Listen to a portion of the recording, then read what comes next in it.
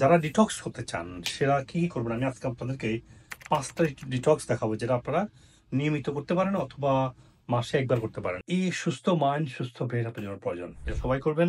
যে কোনো ধরনের রোগীরা কোনো সার্টিফিকেট ছাড়াই, কোনো ধরনের কমপ্লিকেশন ছাড়াই, যে কোনো অবস্থাতে যেখানে থাকেন এই ডিটক্স আপনারা করতে পারেন। ভেরি বিগিনিং যেটা দিনের শুরুতে আমি করি, আমার লেবু, আমি লেবুকে 2 পিস করে এটাতে রসটা নিয়ে একটু কুসুম গরম পানিতে আমি খাবো।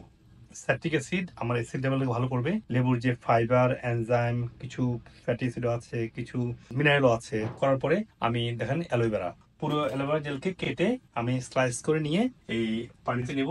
পানিতে নিয়ে এই গ্লাসটার মধ্যে নেব, নিয়ে এটা আমি খাবো। ফুল এটা নিয়ে রিসার্চ হয়েছে যেটা গাট লাইনিংকে রিগ্রো করতে সাহায্য করে।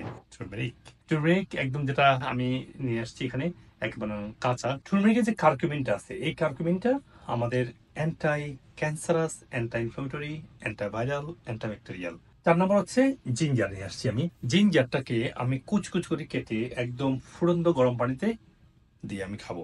তবে এর মধ্যে আরো অনেক অ্যান্টিঅক্সিডেন্ট আছে। Ginger itself a highly anti.